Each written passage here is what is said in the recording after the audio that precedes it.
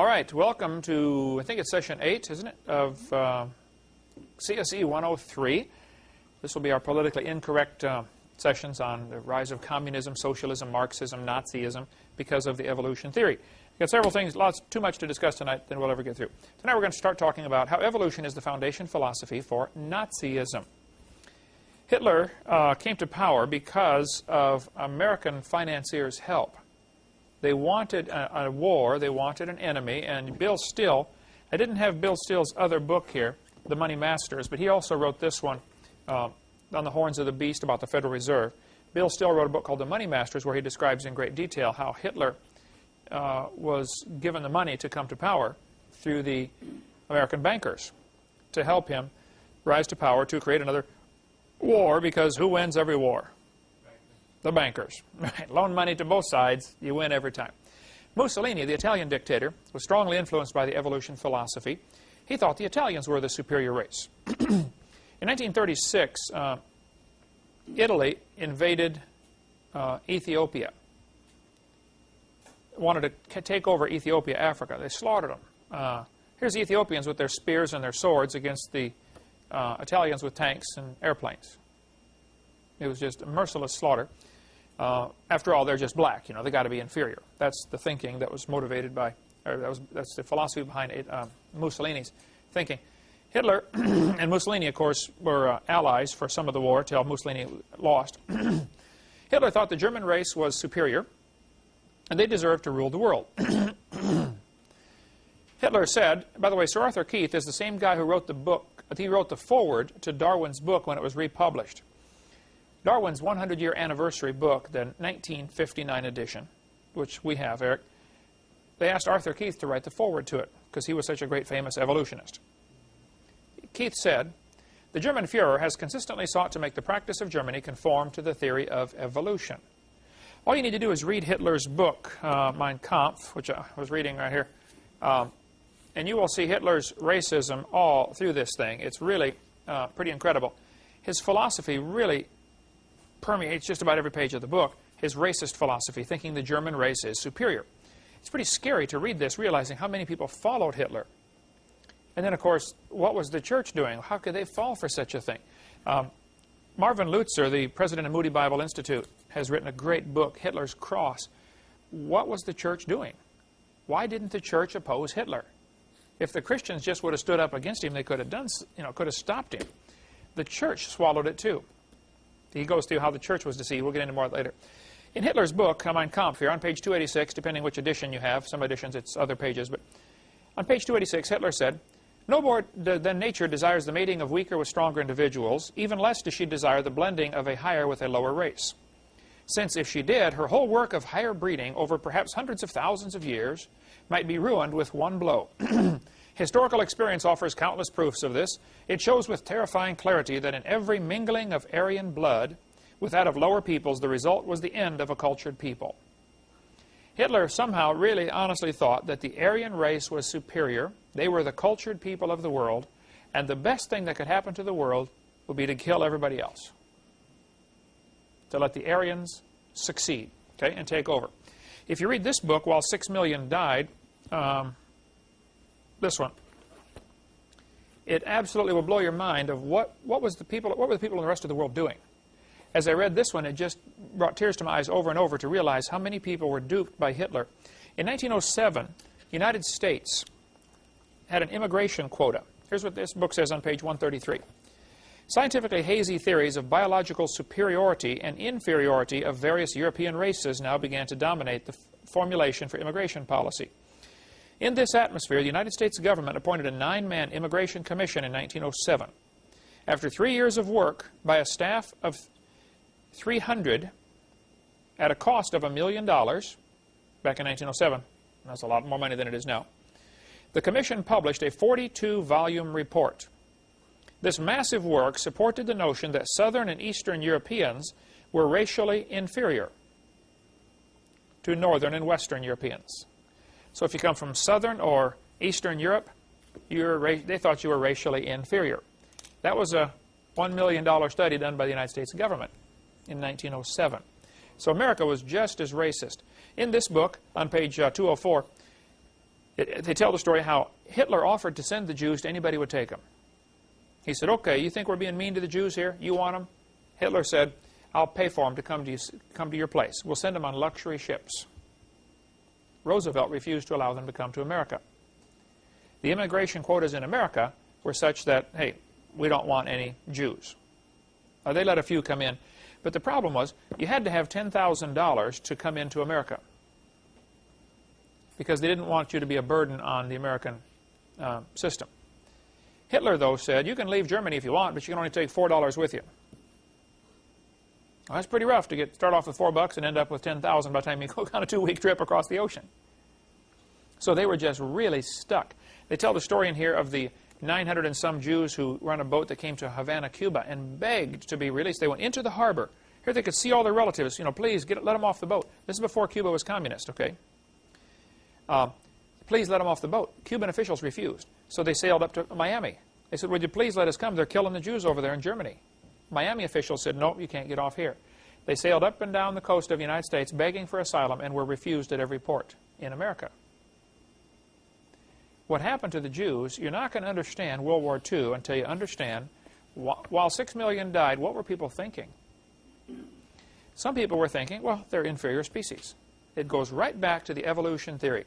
When Jesse Owens won the Olympics, won, I think, 7 gold medals, or 9 gold medals, whatever it was, in 1936, Hitler walked out of the stadium. He said, it's unfair to make my men race against this animal. Jesse Owens said, I wasn't invited to shake hands with Hitler, but I wasn't invited to the White House to shake hands with the president either. He said, it's all right with me. I didn't go to Berlin to shake hands with him anyway. All I know is I'm here now and Hitler isn't. Jesse Owens, the black American athlete. Hitler's hit list, I discovered this when I was reading in Keene State, New Hampshire. They've got a section of the library up there at the Keene State University that is all books just about Hitler and the Holocaust. It's the most incredible thing I've ever seen, because I love to read about Hitler and the Holocaust, you know. They got this huge section of the library, all books about Hitler. So I went in there, had 6 hours to spare before my next meeting. You know, I had to speak somewhere at a church that evening. And I asked, they've got a librarian just in charge of that section. Or they did have it, I don't know if they still do. But I said, sir, why did Hitler kill the Jews? You know, why not somebody else? Well, he did kill a lot of people, but why did he hate the Jews so bad? For the next 6 hours, that guy brought me book after book after book. He said, oh, well, here, you can get it figured out from this and from this and from this. And we found Hitler's hit list. Why the Jews? You know, why not the Italians or the Spanish or the French? Or why Jews? Hitler thought the blonde-haired, blue-eyed the Norwegians, were close to pure Aryan. Make sure you take note of that. Blonde hair, blue-eyed, Norwegian. Vården står det till idag. You know, ja, sure, you betcha. Ofta. And he thought the Germans were blue-eyed or brown-eyed. That's less desirable. Blue eyes is the most desirable. Hey, they're mostly Aryan. It was a big deal in Germany to go around and check people's eyes to see what color they were. They had charts the doctors would use to see how much Aryan you were, what percentage Aryan. How many have seen that stuff before on TV, the kind of thing they did with checking the eyes, even checking, they call it phrenology, I believe, measuring the dimensions of the skull, different dimensions of the skull to find out how close to pure Aryan they were. He thought the Mediterraneans were slightly Aryan, the Slavic, half Aryan, half ape. Brother Pratsuk, you Slavic? Hitler thought you were half ape, half Aryan. He said the Orientals are slightly ape, the black Africans are mostly ape, and the Jews are close to pure ape. From the book Hitler Movement, page 107. The reason Hitler killed the Jews was because of his philosophy, his belief that they were an inferior species. And he thought, look, they're taking up valuable space that really belongs to the Germans. And as you read through his book, Mein Kampf, it's just scary to think that this guy thought this, okay? And then he hid behind the cloak of Christianity. He was a Catholic, and he wanted people to think, well, I'm doing this in the name of God to, you know, purify the race. Because some renegade Catholic priest back in 1912, I believe, wrote a book claiming that, you know, that years ago there were just two races, the apes and the Aryans. And they intermingled. And now we have a whole range of people, everything from ape to Aryan and everything in between. And we need to just eliminate all these inferior half-breeds and allow only the Aryans to survive. Hitler read that, believed it, and acted it out. Probably 13 million people died because of World War II. 6 million Jews were slaughtered in the camps. One of the Jewish doctors who survived the Holocaust later said, "There's a difference between those who look upon their fellow human beings as common creatures of a common creator and those who look upon them as a conglomerate of biologicals and chemicals." Powerful statement here. If you look at somebody else and say, wow, God made this person, that makes you think of him one way. If you look at him through the eyes of a person who believes in evolution, hey, they're nothing but chemicals that got together by chance. That's what evolution teaches. This doctor ought to know. He was in the prison camp, okay? Now, the Jewish Talmud, this is something, Eric, you need to get down, because the Jewish, the Torah is the same Old Testament as we have. Okay. T-O-R-A-H, okay? Yeah, I don't know of any differences. There may be some little stuff, but very, very, very similar. The Talmud is a book of Jewish writers writing their ideas. It is not the Bible. So you've got to be real cautious if you get into a discussion if you're talking about the Talmud, which is not good, or the Torah, which is perfectly fine. The Jewish Talmud teaches that non-Jews are to be exterminated. See, they're just as racist as anybody else. They think they're superior. In the section of the Talmud called Yabamoth 98a, it says, all Gentile children are animals. In the minor Tractus, Sophorum 15, Rule 10, even the best of the Gentiles should all be killed. Nice guy, huh? Okay. You want to get the website Hoffman-info.com. He's got a ton of stuff on the Talmud. I met him when I was out in, speaking in Coeur d'Alene, Idaho, out in that region. I don't think it's possible to fully comprehend what happened in World War II and what caused all this suffering until you see how evolution ties in. The more I read on Hitler, and I read a lot on Hitler just to keep my blood boiling, you know, and to try to understand why did he do this, the more it makes me angry that we are paying to have this same philosophy of evolution taught to our kids in this town today. They learned this.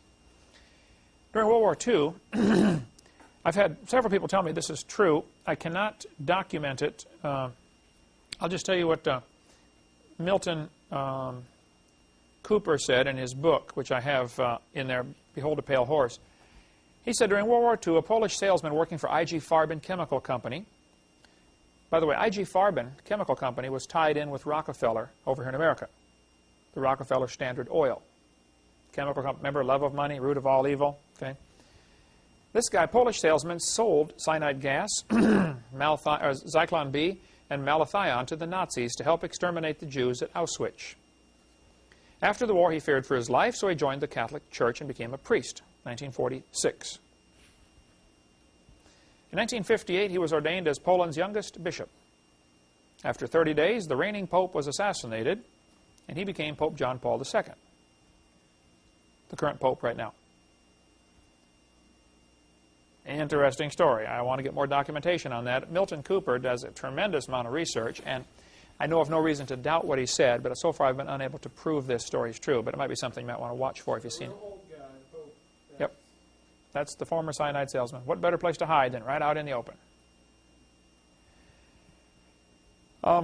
As I study and read on what happened with Hitler and the Holocaust, I'm constantly tying it in with why he did what he did. You know, what he did was horrible, but why? What would motivate a guy to do that? And I go back to his thinking. What you believe determines how you behave. When I read books like Peace Child and Eternity in Their Hearts, and Jan, have you read those missionary stories? Those natives over there in Papua New Guinea, you know, they teach their kids, now if you kill somebody in battle, be sure to cut off his head and eat the brains because you'll get his spirit. Well, of course, that's stupid, but if you tell that to a kid all his life when he's growing up, guess what he's going to do when he gets into battle? People do some pretty dumb things because of what they believe. If you believe the Jews are inferior, they're just animals, and you're the superior, you know, Aryan race, well then, it's really best to eliminate them. That's what happened here, Hitler and the Holocaust. So, as you read stories on what happened, you better tie it in with evolution. I've been to Germany 3 times, visited the Flossburg concentration camp. That's where they cut the stone out to make the big theater at Nuremberg. And I stood there at the theater and just wept and cried as I walked around this massive stone theater. Here I'm walking on these stones, and I had just been to the Flossburg concentration camp and seen the mine where the Jews Here they were, barely fed enough to stay alive. They have to work 12 hours a day carrying these huge granite slabs up and down these steps. And if you fall over, they shoot you and get another one, because after all, they're bringing new ones in all the time. They worked them literally to death. That was the intention. Get as much work out of them as you could, work them until they drop, then bring in another one. Here's a pile of shoes from the victims of Hitler's Holocaust. These are the dead bodies. They just dumped them into massive graves. Again, you ought to do that. This is a rally at Nuremberg. You can see the pulpit there where the man is standing on the bottom of the center of the picture. I stood there and looked out over this huge parade ground, and this whole pulpit area is a long bleacher section, all made out of granite by these Jewish slaves who died in the process of carrying these, granite slabs. They sawed them out of the ground, out of the granite mountain, sawed them into slabs, polished them, transported them for Hitler to build this massive theater at Nuremberg. Hitler strove to do everything in huge, grand scale. As you stand there in that pulpit, you feel real tiny because this area is just massive, giant parade grounds. Hitler wanted to make the individual feel small and expendable, and the cause seem great. That same thing is going on today in our public schools with the environmental movement. You're just one little person, but look, we got to save Mother Earth. The environment is so huge, and you're just so tiny. You're expendable. The cause is great. Same kind of mentality. You got to watch for that. Hitler knew you have to indoctrinate the youth. He closed down Christian schools and began indoctrinating his youth with the Aryan supremacy idea. Hitler kept referring to the Jews as a parasite in the body of nations. And what do you do with a parasite? You try to get rid of it. And he said, oh, the Jews are parasites in his book, Mein Kampf, right here. You can read it for yourself. He said, the Jews are just a parasite. It's interesting, the abortionists today refer to the unborn child as a parasite in the woman's body.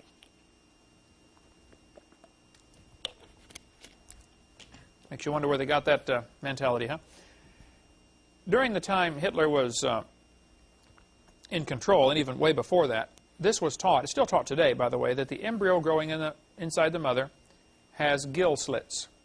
It was a German professor, Ernst Haeckel, who made this up in 1869. This influenced the Germans. He traveled all over Germany and converted people to believing in evolution with his big charts. This led to the idea that if evolution is true, then, one race must be superior. And obviously, it's us. That's kind of the way it ended up, 1870, we had Otto von Bismarck. The Bismarck was named after him. Otto von Bismarck started the war, to prove the Germans are superior. If you're going to have a contest to see who's superior, how do you decide? Well, you got to fight it out. We do the same thing today in football, boxing. Who is superior? Let's duke it out and find out. Haeckel was a liar. Here are the drawings that he made on the top. Underneath are actual photographs of these creatures. We covered that in seminar part 4. He was just flat a liar. But that had a strong influence on, and still does today. I read a letter to the editor yesterday from the St. Louis News Post-Dispatch, where this medical doctor wrote in, and they asked me to comment on it, because I do every Wednesday morning a radio station in St. Louis. I'm on the air at 7:20 doing a call-in talk show. Have for a long time with the Tim and Al show, KJSL St. Louis. This doctor had written a letter, and they faxed it to me, and he said, we've got proof for evolution. The human embryo has gill slits. This guy's a medical doctor. He ought to know that was proven wrong in 1874. But he's still teaching it. Here, 2001, teaching people, yeah, we got proof for evolution because of the gill slits. I mean, talk about behind the times. Hey, it works. It makes kids believe in evolution. So go ahead and teach it. Hitler was talking to a man one time. This man said, you'll never get me to come into your camp. I'll never be a Nazi. Hitler responded, this new state will give its youth to no one, but will instead take youth and give to youth its own education and its own upbringing. Your child belongs to us already. What are you? He said, you'll pass. We've already got your children. And they did. They put the children in Hitler's training in the school system and made good Nazis out of them. And boy, by the end of the war, I mean, the 13-year-olds were going off to fight for the fatherland.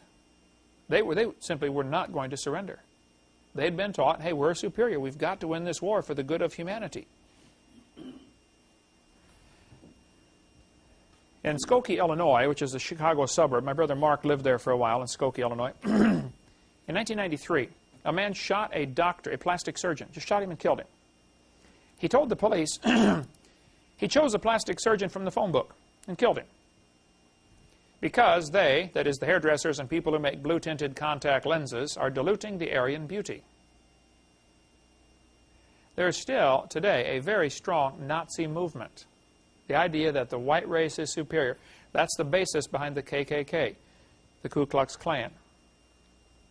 That's the basis behind the shooting at Columbine High School. Those kids at Columbine were strong followers of Adolf Hitler. They did the shooting on Hitler's birthday on purpose. It was to commemorate Hitler. They wanted to eliminate anybody that wasn't up to what they thought was what they're supposed to be. They shot Cassie because she believed in God. They shot Isaiah Shoals just because he was black. That was straight from Hitler. Same kind of philosophy. This book we mentioned earlier, Hitler's Cross by Moody Press and Moody Bible Institute, Chicago, is really good, showing what were the Germans doing, or what were German churches doing, Christians. Hitler used this as a propaganda picture. He's walking out of church. Notice the cross above his head. Hitler's propaganda minister was really good at making people believe, oh, Hitler's a good Christian guy. He's really trying to do what's best for our country. You know, we better follow him. They had Nazi baptisms. These pictures are all from this book right here. Okay? They had Nazi altars.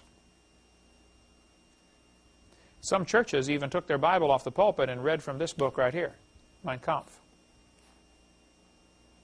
preaching German, Aryan supremacy.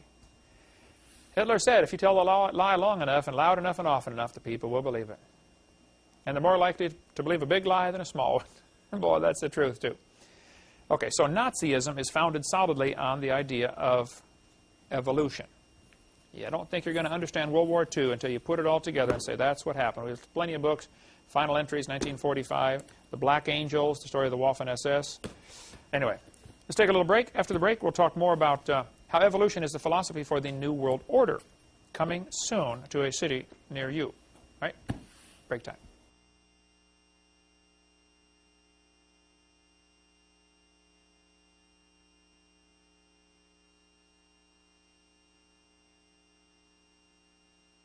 I'm going to talk now about how evolution, the idea that man is God, basically, which is what evolution boils down to. Satan said to Eve in the Garden of Eden, ye shall be as gods. This seems to be the primary philosophy and thinking that he is using to bring about what's going to be a one-world government, commonly called a New World Order. Satan, for all of his time that he's been in existence, apparently, except for the first maybe 100 years, Satan wants to be the ruler of the world. He wants to control this place. He wants it all to himself. He wants us gone because we're made in the image of God. He doesn't like us. We're not welcome here. The United Nations seems to be the primary key factor, key player now in the drive toward a one-world government. Some of the goals of the United Nations, this was at the meeting held in September of 2000. They said, here's the goals, okay? We're going to establish a standing UN military force that can intervene in the internal events of any country. Steve, in the military, do you ever have to, do they have the military and Marines use United Nations patches or UN? I believe so. I believe we do. You'll see that coming soon. That's why they're Velcroed on. You don't take off your patch, put a UN patch on. You know, there was that big stinker a couple years ago about that. Michael knew. Yeah. He refused to wear the UN patch. He said, I'm a United States soldier, not a United Nations soldier. And one of the things that happened with the Gulf War is we kind of got used to the idea of the United Nations conducting wars. Same thing with the Korean War. Same thing with the Vietnam War. You know, this is supposed to be a United Nations doing this. And it's just psychological conditioning of the people to accept the idea of the United Nations having an army. They want to eliminate the veto power held by the U.S. in the Security Council. This is their goals as of the year 2000. They want to give the United Nations jurisdiction over the Earth Commons. That means the United Nations, this is the goal that they want, the United Nations will have the authority to decide who gets to control the oceans, the minerals, the Earth's crust, the atmosphere, the airwaves, and etc. Everything. They will think they own and control and decide on the Earth what's going to happen. They've already divided the earth up into sections. We are in section 54, 64. They know that American troops will not be likely to fire on American citizens. So they've already got the world divided up into sections where different troops will control different sections. Like American troops will be over in Bosnia, while Russian troops are over here. Just in case there's any, problem, you send in the Russian troops. So it's a good thing we've got a bunch of people on our staff that speak Russian, because they'll be in charge of basically all of the southern United States, except for California area. The Belgians will have the north central United States. The troops from Venezuela will have the New England states. It's already divided up where, who will not be loyal to those people, but will be loyal to the United Nations. This is the way it's going to work. They've been making plans for their New World Order for many years. Satan has been making these plans. The Lord is in heaven laughing about it. We as Christians do not need to get nervous about this. We need to get busy. God is laughing. When you read Psalms chapter 2, the Lord said, "Why do the heathen rage and the people imagine a vain thing? The kings of the earth set themselves, the rulers take counsel together." Let's put UN in there. "Against the Lord and against his anointed, saying, Let us break their bands asunder and cast away their cords from us. He that sitteth in the heavens shall laugh. The Lord shall have them in derision." God is laughing at these plans for a new world order. Now, it's a little tougher to laugh on our perspective, because we're going to have to go through some of these problems, but God is not nervous. And if we're His children, we should not be nervous either. At the UN Secretary General meeting agenda for September 6, the year 2000, they said we want to give the UN the power to tax. Coming soon now, you watch this. It will be able to tax fishing on the oceans, particles being emitted into the atmosphere, extraction of minerals from the earth. You want to take some coal out of the ground? Sure, you just pay the United Nations a tax, because after all, it belongs to them. That's their thinking.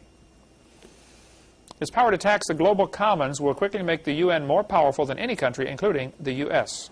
This is all part of the plan. They want to grant the UN authority to regulate international commerce, and they want to control food. Right now, last I heard, was like 95 to 97% of all food distribution in the world is controlled by ADM, Archer Daniel Midland Corporation, which is, I think, if I have all this straight, it's been a while since I put these details together, Prince Philip of England is one of the key players in here. See, the English rulers in England, Queen Elizabeth, Prince Philip, they think they are of the Illuminati bloodlines. There's some good books if you want to get into more on that topic. The Illuminati, the top 13 Illuminati bloodlines, they really think they're the superior ones. And these are the ones that over the centuries have been kings and queens, and the rulers take counsel against the Lord. They really think they are superior for some reason, and they're going to find out Judgment Day that they're not. But meanwhile, they're pretty hard on everybody else down here, because they think, if you want to get more on that topic, read that book. But they think they're superior. Peter Singer, father of the animal rights movement, said, "Christianity is our foe. If animal rights is to succeed, that we must destroy the Judeo-Christian religious tradition." The Christians are the enemy. We will not be welcome. You mentioned during the break that Hitler said the Jews are inferior, they need to be eliminated. It's just a simple matter of painting the Christians with that same brush, saying, well, these Christians are not going along with our plans for a new world order, and we really need to eliminate them. We will become hunted. We'll be the enemy. We won't fit into the new world order. The United Nations' goal is to establish a new seat of power in the UN called the People's Assembly, to consist not only of representatives from nations, but also of representatives from non-government organizations. The Secretary General and his allies can then decide which NGOs are represented and can thereby control the decisions made by the UN. Suppose there's 220 countries in the United Nations, and they create 230 non-government organizations. Now you have majority vote. Simple. Create a new international court that will have jurisdiction over all nation states. This is the goal of the United Nations. You need to read this book, and I brought several if you want to look at them. They're $5. It's Peter Kershaw, Hush Money. This is basically 2 chapters of his bigger book, which is much better if you want the whole story. in Caesar's grip. Now, we carry both of these in our bookstore at less than the recommended price because we want people to get, I think this is $5 and this one's 15. If you want to understand how the churches and people have been tricked into going along with the New World Order, these would be great books to get to comprehend what's happening. Oh, man, what a long story. Churches, 100 years ago or so, there weren't any, very, very few, incorporated churches. You want to start a church? You start a church. You don't ask anybody's permission. You just start one, okay? When I started this ministry, Creation Science Evangelism, we didn't ask anybody's permission. God wants us to do it. Okay, God, you own the world. You told me to do it. How much higher do I need to go for authority? I don't need to get the government's authority for do something God told me to do. Now, in typical Caesar fashion, the government doesn't like that idea. They want everybody to get their permission. A true church, a real, honest-to-goodness, true biblical church, not a corporation of the government, cannot get building permits because that is subjecting God. The churches say, well, Jesus Christ is the head of the church. Oh, yeah? You're just saying that, okay? You don't really believe that. Our founding fathers would have turned over in their grave if they'd have thought that the government was going to tell the church, you got to get our permission to build a building. They'd have started another revolution over that. And yet 99% of the churches in America are corporations because they somehow think they have to get that 501c3 status to be tax exempt. Because they think, goes back to the love of money, root of all evil, they think people will give more money to the church if they're 501c3. The truth of the matter is, most of the folks probably don't have to pay income tax anyway, but they're doing it. The church certainly does not have to have 501c3 status, and Peter Kershaw goes into all the details in here. His introductory statement, the whole first paragraph is from a IRS, one of the leaders in the IRS, who says, I don't know why the churches are getting incorporated, but as long as they want to, that's great. We'll be glad to take them under our authority. That's basically what happens. A church can, we can give, if somebody wants a tax write-off, they can donate to our ministry, we can give them a receipt, and they can use it as a tax write-off. There's nothing wrong with that, perfectly legal. But the last thing we're going to do is become a corporation. A 501c3 status would be the dumbest thing any ministry could do, in my opinion. Read this and then you'll agree with me, okay, if you see Peter Kershaw's opinion here. This, though, is part of the plan to get the church under control of the government because they want to have a one world, new world order. One world government with the United Nations in charge of everybody. So I'd recommend you read that. Congressman George Hansen from Idaho, in the foreword to this book, In Caesar's Grip, he said, it's impossible to have religious freedom in any nation where churches are licensed to the government. If your church government, is your church government licensed, or your church 501c3 and or incorporated as a non-profit organization, that's exactly what it is. It's a corporation of the government. It's not a church anymore. No, the IRS acknowledges that churches are automatically tax exempt and tax deductible without applying for 501c3 recognition. No church has to have this. Once they do, that puts them under the government, and now they've got all these rules and regulations. The way our founding fathers designed it in the Constitution was, you have the government, and they have their sphere of influence, and the church is sovereign, like Mexico. We don't tell the Mexicans what to do, and the Mexicans don't tell us what to do. If a Mexican police officer showed up at the door and said, Steve, come with me, you're under arrest for driving too fast. Your question to him is, sir, what authority do you have over me? He doesn't have jurisdiction. Okay? It's a big deal in the military. You know, where's your jurisdiction end? The government has no jurisdiction over a church. None. Now, they do have jurisdiction over corporations. So if a church decides to become a corporation, well, now the government can tell them what to do. And the government can tell them, you have to hire so many gays on your staff, you have to hire so many whatever. They can tell them that. And many churches are ranting and raving and complaining, saying the government has no business doing this, you know. D. James Kennedy, Coral Ridge Presbyterian, great, godly man. But he doesn't understand this concept. Because he's out there saying, you know, the IRS is ruining churches. They're telling us you can't talk on these certain topics or you lose your 501c3 status. And the IRS has done that. If a church gets involved in politics, the IRS will say, look, if you talk on that topic, if you get up in the pulpit and tell your people who to vote for, we're going to jerk your 501c3 status. Well, so You don't need that 501c3 status anyway. But the pastor thinks he does to keep the offerings coming in. Love of money, root of all evil. And so this is hush money to keep the preachers quiet.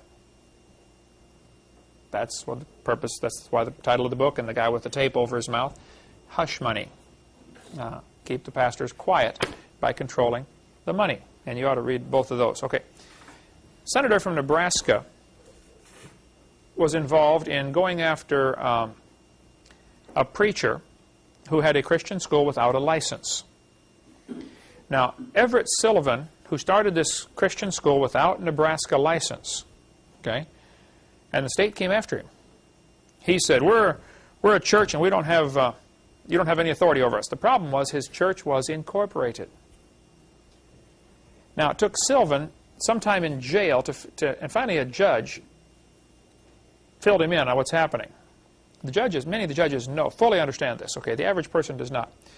Sullivan, they said, Sullivan, you can't have a Christian school without a license. He said, I'm doing it because God told me to do it. Bless God, I'm standing my ground. And boy, the preachers all over America went to Nebraska and stood there in front of the church, and locked arms, and the police came in and dragged him off and padlocked the doors. They took Sullivan out of the pulpit while he was preaching.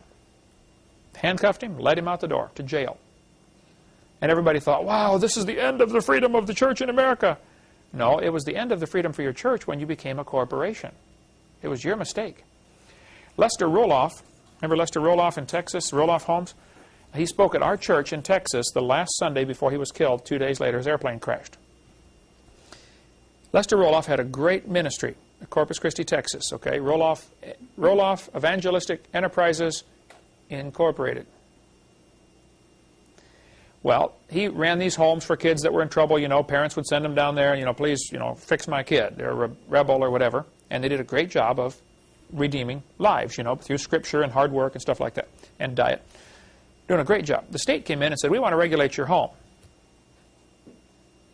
We want to tell you, what you can do and what you can't do. Roloff said, you're not telling us what to do. We're a ministry of God. So they came in after him and were shutting him down. And so Roloff reorganized and put his homes under a church, the People's Baptist Church of Corpus Christi, Incorporated. Stepped right back into the same trap and probably died never understanding what he did wrong. They're not going to tell you. You want to be incorporated? Sure, come on into our side. We'll be glad to have you. We'll be glad to have the revenue. So when I die, and Eric, if you take over this ministry, do not incorporate this thing, okay? You got it straight? Okay.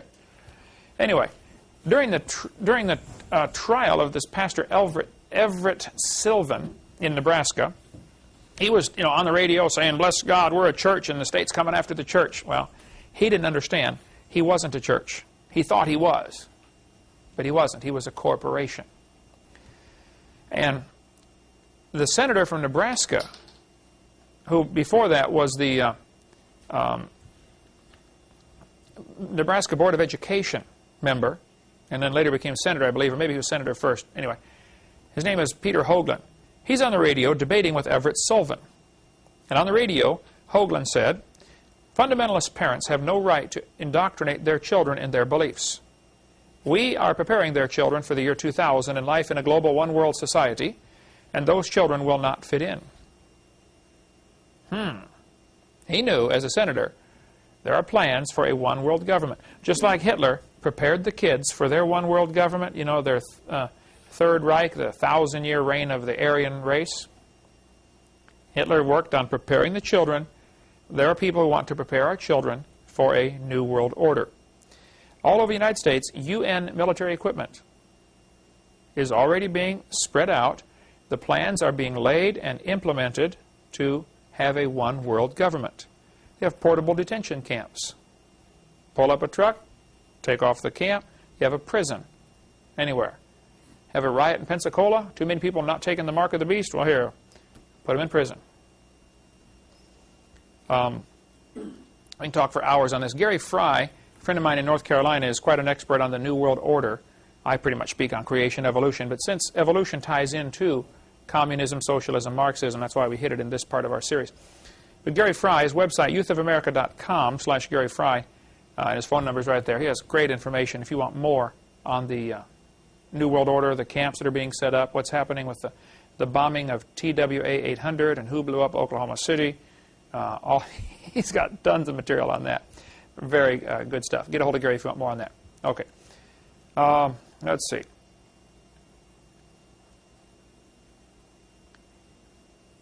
They're putting lines in the highway to count the traffic, of course, is the excuse. I talked to the guy from Crestview, Florida, who's doing the ones all over the state of Florida. He was contracted to cut the grooves and put these lines in there. They put 3 number 14 wires in each slot, and he said, yeah, we can tell how fast the cars are going. We can tell basically what type of car it is by the length of the wheelbase. You know, the magnet picks up the first one and picks up the second one and calculates based on the speed and based on the time it took to go over the magnet. It's, you know, such and such. It's a bus or a truck or a car or whatever. He did not know, but I've been told by reliable sources that 3 number 14 wires is sufficient to handle the charge, the voltage, to have electromagnetic burst, EMF, electromagnetic, no, there's another name for it. What is it? EMP. Pulse, okay. Atomic bombs do this. If an atomic bomb goes off overhead, it produces electromagnetic pulse that will basically destroy computers within a certain effective radius. Just blow their brains out, okay? Almost all cars built after 1982 are electronic ignition, and a good EMP will shut them down. There's been research, and I've heard it's in effect now, it's available now, where you can simply have these, like a radar gun, but you aim it at a car, and it will shut off electronic ignition. For catching speeding thieves will be the, speeders will be the excuse. But all they got to do is apply that same technology to those who are running from the New World Order. Shut down traffic, snarl traffic. Over to the side, we've got them all over Pensacola, these, lines in the highway. Over to the side, you'll see on Interstate 10, there are several of them. And they're positioned in such a way that basically you don't think you could get around them. You got to go over it. And my understanding is they're capable of shutting off electronic ignition cars. Now, one solution to this is take out your electronic ignition distributor and put in the old-fashioned distributor with points and plugs. And it's simple wiring. And now you have you don't get as good a gas mileage, maybe not quite the horsepower, but it'll keep running because it's not affected by the EMP. All over the United States, you see cameras going up. How many have seen those before? We've got them all over Pensacola here. Makes you wonder who's watching and why. What's going on? Of course, first you create a crisis, and then you bring in your solution. So they create a traffic problem. Well, we've got to watch the traffic flow here, Now the police can respond more quickly if there's a traffic accident. We can see it. Well, it's true. They're probably using it for that. I don't question that.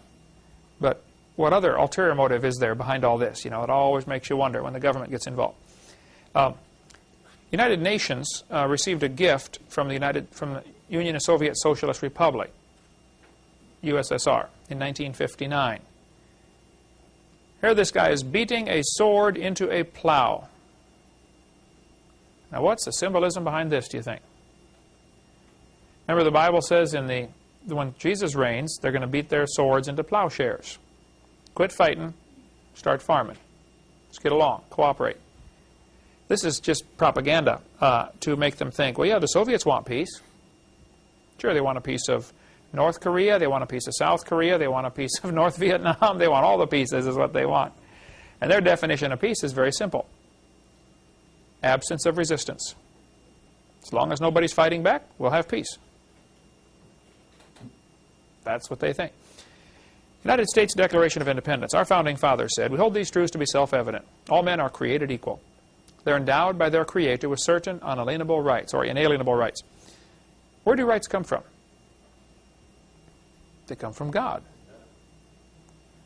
So why do we ask the government for permission to do things? If God tells us to have a church, why would we ask the government for permission to have a church? Like Peter Kershaw covers in his book, In Caesar's Grip. Any church that gets 501c3 incorporated does not understand what they have done. And we got a lot of these professional, Christian church tax counselors that are out there telling, oh, you have to be 501c3. Well, just read this book first, and then you make your own intelligent, informed decision. It goes back to the two basic philosophies of government. There's two basic philosophies of the whole world. There is a God, or there isn't. Boils down to that. If there is a God, then He tells us right and wrong. He tells us what to do. If there is no God, then we better get all the smart men together and we better decide what we think is right and wrong. Humanism. Two basic religions in the world. There's a God, or man is God. Covered that before. That's what it boils down to.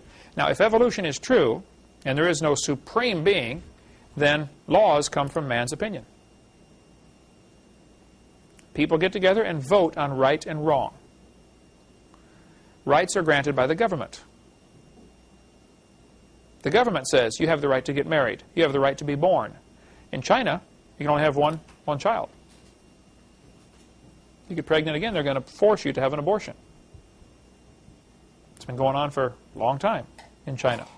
One child per family. Well, when you got married, Eric, we didn't get a marriage license. Got a marriage covenant. A legal marriage is you and your wife or husband sign the document and two witnesses. If it's in a family Bible, if it's a religious document, that's all that's necessary. Now, several times you've had hassles because of that. Because the banks are tied into this. Everybody's tied in together with this plan toward a one world government.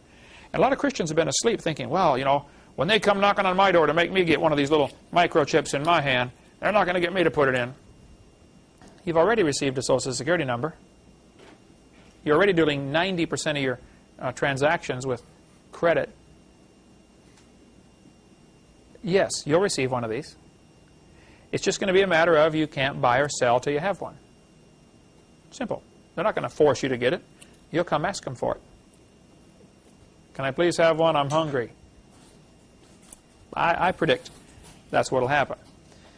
If evolution is true, then the government should be the provider. This is where a welfare state comes in. It's called a democracy.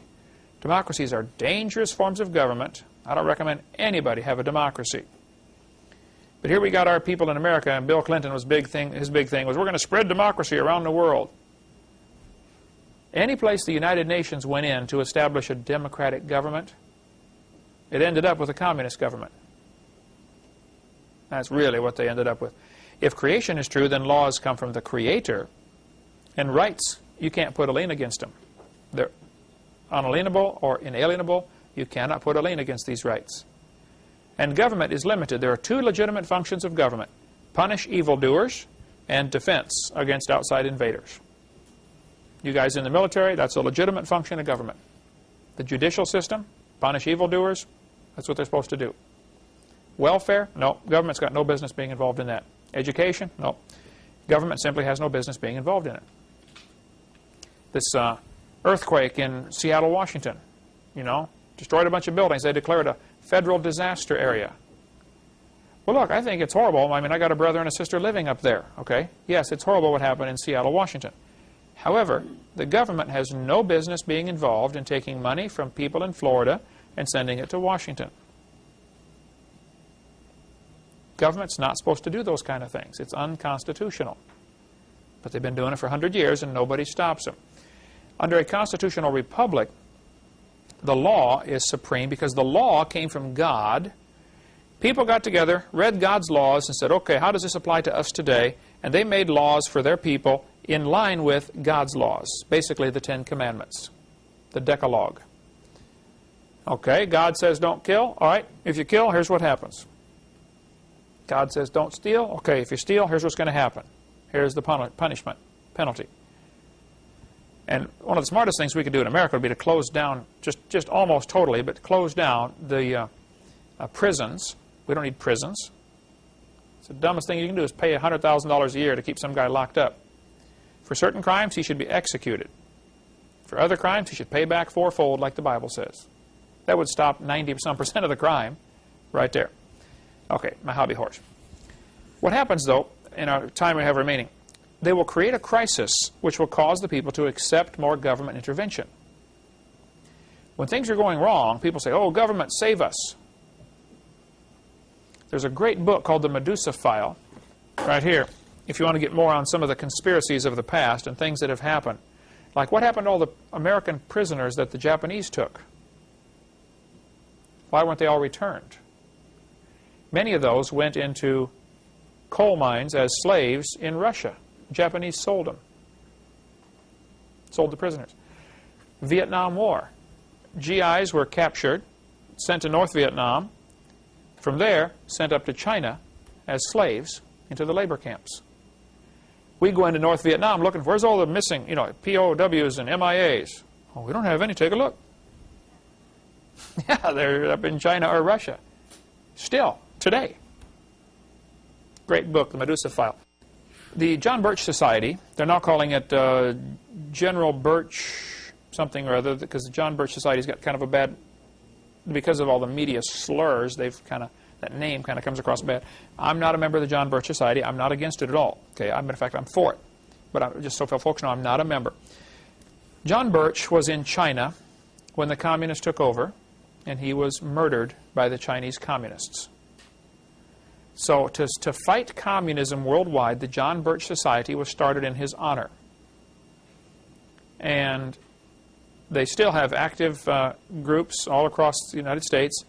Les Roberts, our friend here in Pensacola, is a member of the John Birch Society and is just loaded with information on, what's going on with communism, and they're still trying to get a one-world government. And if you think the Berlin Wall came down because communism was defeated, boy, have you been duped. The Berlin Wall came down because they didn't need it anymore because there's just as much communism on the other side. Don't need that wall anymore. Get at the website cuttingedge.org for lots more information on this topic. There's a book called The Protocols of Zion. Now, there's a lot of controversy about this, and Eric, just because I mentioned this, you're going to probably take some flack, because the Jews will get real upset about this. Apparently what happened, this is the Hovind theory, okay? Some of the rich guys in the world who want to control the world created a plan of how to gain control of the world. They wanted to blame it on the Jews.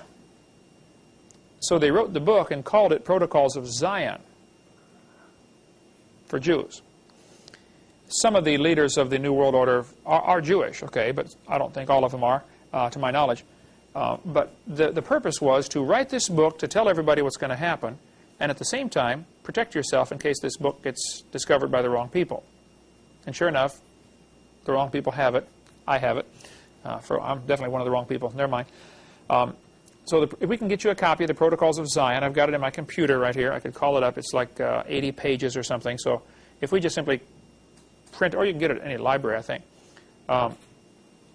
If our printing cost would be, well, Becky, you could run copies if somebody wants it. Let's sell it for $5. Huh?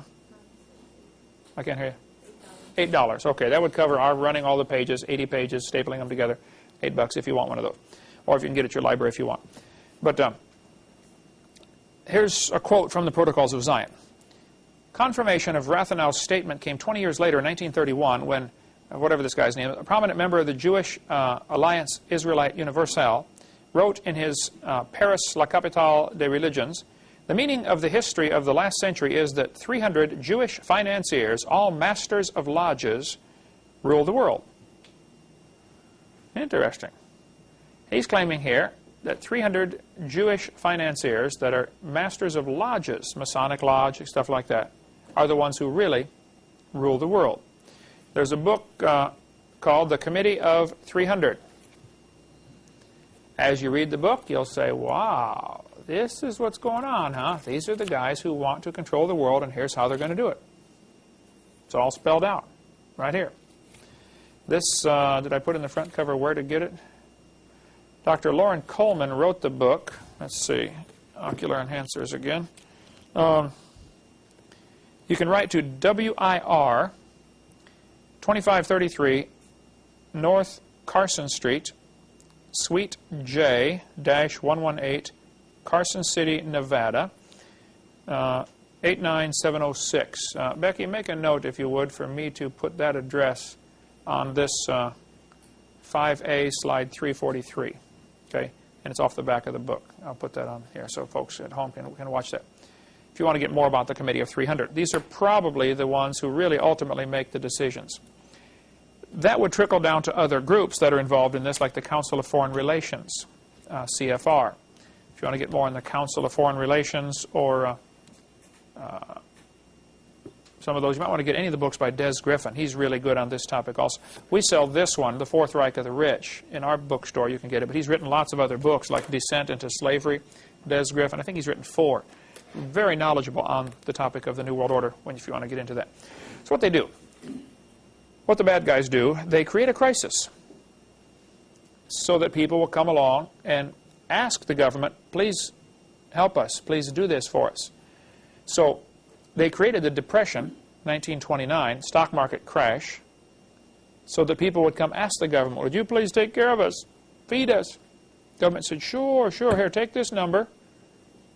Social Security was introduced in 1933 in the middle of the Great Depression. The Civil War was purposely created as part of the plan toward a one world government. So was World War I, so was World War II. The 1929 Depression, Churchill was brought into the visitors gallery at the New York Stock Exchange to witness the stock market crash caused by the Federal Reserve. Yes? You mentioned that the Civil War is Lincoln's War. Yes. Abraham Lincoln was a big player in this. Now, he had some very good qualities, okay? He did not claim to be a Christian. Matter of fact, he claimed not to be a Christian. One of the last entries in his diary was, you know, he said, I've been concerned about publicly professing my faith in Christ. I intend to go forward at the, I think it was Presbyterian Church this Sunday, and be baptized. That Thursday he was shot. So maybe later on he did, you know, become a Christian, but he was a player, probably unknowingly, to some degree, in the plans for the New World Order. He was the first, he issued the first executive order. There are now 13,000 of them, executive orders. First executive order, I think it was number 1, was to send federal troops to fight the Civil War. Is that why it's referred to as Lincoln's War? Lincoln's War. A lot of people were involved in this war, and it's really, like any conspiracy, it's really complex to figure out who did what.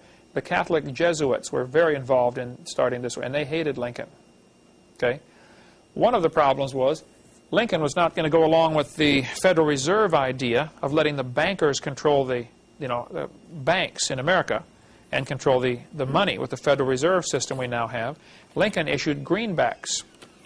Well, a greenback is a treasury note that is not, there's no interest on it, so the bankers don't make any money. And they got upset about that. So there were a lot of folks upset with Lincoln.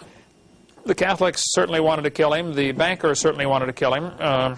Several people were after him. That's a big conspiracy. I'm not sure of all the details on that, but there's good books on it. I'm sure Gary Fry would have something on that, or certainly Des Griffin would definitely know, or Bill Still would know that if you want to get a hold of them. The Cuban Missile Crisis is an example of the technique that they use. The communists have a technique. When you want to advance, you take 2 steps forward and 1 step back. And your enemy thinks, oh, he backed up. It's over. Well, yeah, he's 1 step closer. They wanted to get a military base in Cuba, right at the bottom of America, 90 miles from Florida. So they brought in a military base and missiles. Kennedy huffed and puffed and had the big Cuban Missile Crisis, and everybody was scared we're going to go, World War III is going to start here, And so after the Cuban Missile Crisis, the communists took the missiles out of Cuba, we think. They had ships with missile shapes on them, covered with tarps. And they allowed us to fly by and photograph them. Oh, yeah, you can build one of those out of wood, So we think they took the missiles out, I don't know. But they kept the base. That's what they wanted. 2 steps forward, 1 step back. And everybody in America said, oh, wow, they changed. We got rid of, well, we beat them that time, didn't we? Well, idiot. They beat you. Is that what happened? Okay. Oklahoma City bombing. Get the website harvest-trust.org or talk to Ben Parton. Now, Ben Parton, it was an explosives expert. I think he was a lieutenant colonel in the Air Force. He did a great videotape with Gary Fry. There's Ben Parton's phone number right here. Ben Parton did a tape with Gary Fry on TV. Gary Fry's in North Carolina. You think you met him, didn't you? Okay. He said, look, folks, I'm an explosives expert. A truck bomb did not blow up the Oklahoma City building. Absolutely no possible way. That building was blown up from inside, probably C4 explosives wrapped around the pillars. because an explosion in the truck is not going to knock all these pillars out. But there is still today news media spin going on trying to convince the people that that bomb, the truck bomb, did it. Watch the footage we have. I think you've seen this, Eric, haven't you, of the, right after this happened. They're talking about, now today they talk about this huge Ryder truck full of fertilizer that exploded and blew a big crater in the ground. Watch the footage. They're walking right up to the building. There's no crater in the ground. There never was. No nitrous oxide either. No residue of nitrates. There would have been poison gas from the explosion that knocked out people. And the people across the street, sitting in the restaurant, broke a few windows. Why didn't it blow the wall out of that building? And pieces of the Muir building landed across the street. It blew out. It didn't blow in. You don't need to be a genius to figure it out, okay? But you tell the lie long enough, the people believe it. And the poor victims of the Oklahoma City bombing are thinking, this Timothy McVeigh did it, and that guy ought to be hung, Well, he might have been a patsy involved in this, but he didn't blow that building up. Okay, he's taking the blame for it. But that is not what happened. Call Ben Pardon if you don't believe me, okay? Ask him. What was happening, one of the purposes of blowing up the building, there were several purposes apparently, was to get rid of a couple of agents who were not loyal, who were going to squeal on Bill Clinton apparently, about what happened at Waco. And they happened to be the only ones in the building who died. That morning at 8:05, I think, whatever time it was, they decided the government agents are going to get in a bus and take a tour of Oklahoma City. Well, duh, they live in Oklahoma City. What if I got our staff together one morning, hey, we're going to tour Pensacola. I live here, I don't want to tour Pensacola, let's get to work, okay? So only those that were not loyal were left behind, and they happened to die. Same thing if you watch what happened at Waco, when they climb up the ladder to the roof and the agents go in the window on the roof. A few minutes later, the other agent who's still out there throws in a hand grenade and starts shooting a machine gun in through the same window. His guys are in there. Then you watch, and a few seconds later, you see apparently some of them survived. You see bullets come flying out through the wall. One of them bounces off the guy's helmet, and he slides down the ladder. It was his guy shooting back at him. That wasn't the Branch Davidian shooting in there. Though the story apparently is that the guys that got killed at Waco were, again, some people who were going to testify against Bill Clinton for some of the things they'd seen him do. I've got a list of 108, I believe, people. I'm sure because of this tape, people are going to ask for that list. So send $1 or something. We'll mail you one. Becky, remind me if you need that. The list of those who've been killed by Bill Clinton, top file drawer, about halfway back. Okay. Another purpose of blowing up the building was there was anti-terrorism legislation that had been stalled in Congress. Congress was not going to vote for this because it took away more rights of the people. They wanted to get this bill passed to prevent people from having machine guns, gradually choke down the system, or all you can have is a pea shooter or maybe a rubber band, to defend yourself. Nobody's allowed to have guns. And so they start off by banning, assault rifles. Well, if you trust the government with assault rifles, but you don't trust honest Americans with assault rifles, you got a screw loose in your head. Okay. So, and sure enough, it passed. The anti-terrorism passed after the Oklahoma City bombing was blown up. TW-800 was also blown up intentionally, apparently to get rid of the 3 guys who were going to London to testify against Clinton, because the local newspapers in America, the story goes, they wouldn't take their story. So these guys all happened to be on one plane going to London. We're going to squeal on Bill Clinton.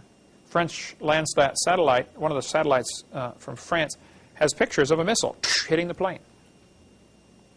Now the poor victims are being fed this story about, oh, well, we don't know what happened. Maybe it blew up, a good way to get rid of somebody is blow up an airplane.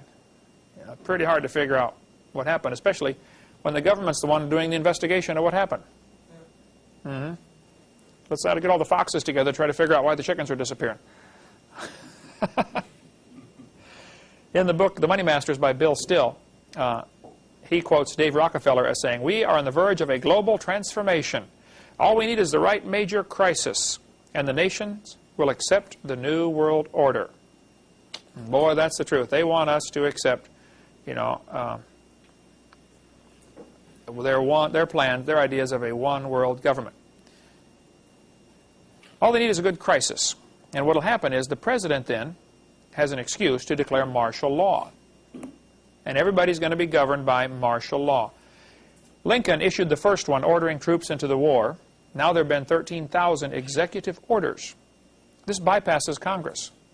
If there's an emergency, you don't have time for everybody to vote on, should we allow money, Hey, there's a war going on. So they will declare war on anything.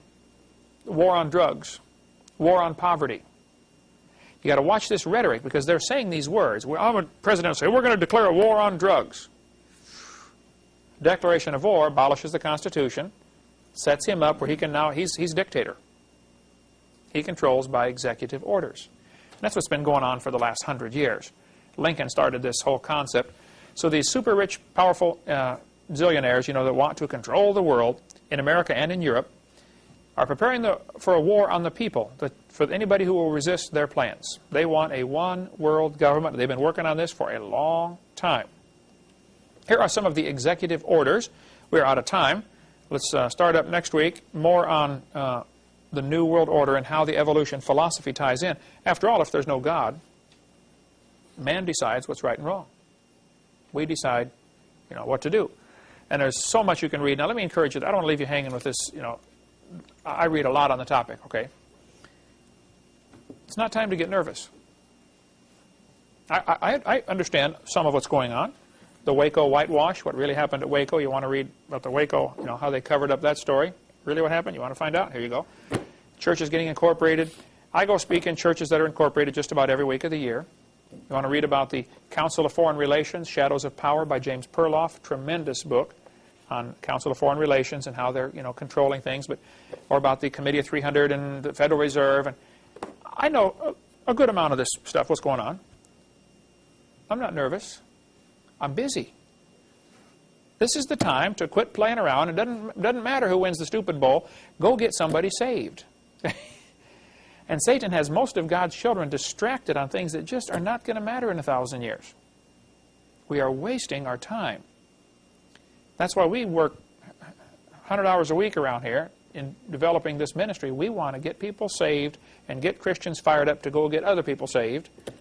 That's all that's going to matter. Satan is going to win in the short run. But God is laughing because he sees the bigger picture. Read the last chapter of Revelation. We win. Nothing to worry about. Okay? See you next week.